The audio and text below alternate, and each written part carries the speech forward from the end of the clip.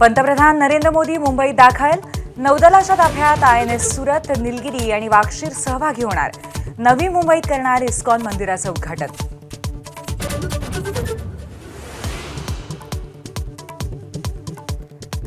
पंतप्रधान मोदी आज महायुतीच्या आमदारांना करणार मार्गदर्शन. नौदलाच्या सोहळ्यानंतर साधणार संवाद. विधानसभा निवडणुकीतल्या घवघवीत यशानंतर पहिल्यांदाच आमदारांशी संवाद.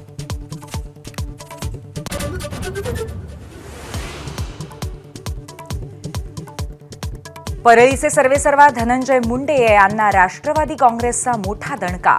वाल्मिक कराड आणि विष्णू चाटेंच्या कारवायांनी बदनाम झालेली राष्ट्रवादीची जिल्हा कार्यकारिणी तटकरेंकडनं बरखास्त.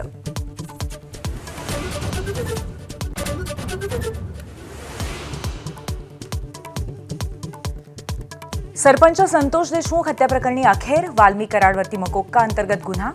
सध्या SITकडे ताबा. आज केस कोर्टामध्ये हजर करणार.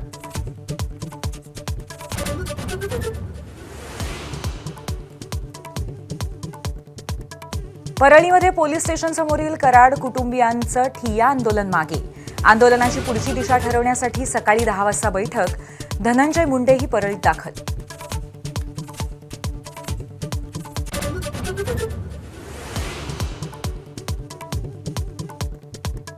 दिल्ली विधानसभा निवडणुकीपूर्वी अरविंद केजरीवालांच्या अडचणीत वाढ. मद्य घोटाळ्याप्रकरणी आरोपपत्र दाखल करण्यास गृह मंत्रालयाची ईडीला परवानगी.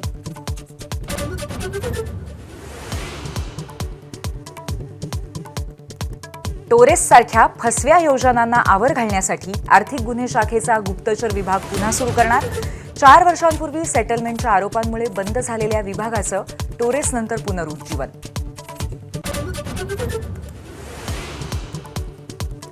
विदर्भामध्ये गेल्या 15 दिवसात 6 वाघांचा मृत्यू. भंडाऱ्यामध्ये 2 तर नागपूर, चंद्रपूर, यवतमाळ आणि गोंदियामध्ये प्रत्येकी 1 वाघाचा मृत्यू. वन्यजीव प्रेमींकडनं चिंता व्यक्त.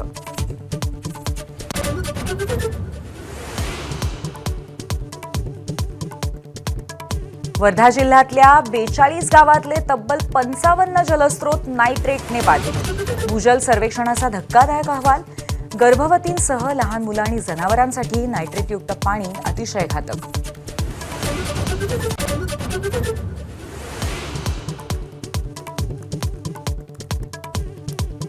पुण्यामध्ये आर्मी डे निमित्त लष्कर प्रमुख जनरल उपेंद्र द्विवेदी यांच्या उपस्थितीत खास कार्यक्रम. खडकीच्या परेड ग्राउंडवरती संचलन. संरक्षण मंत्री राजनाथ सिंग यांचीही उपस्थिती.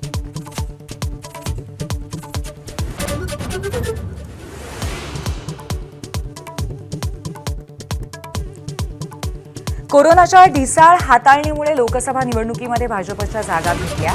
फेसबुकच्या मार्क झुकरबर्गच्या वक्तव्याची भारताकडनं गंभीर दखल. माफी मागण्याची संसदीय समितीची मागणी.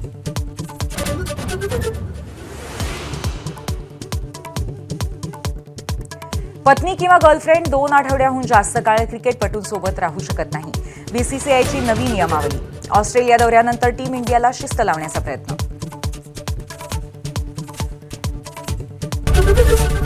ABP माझा, उघडा डोळे बघा नीट.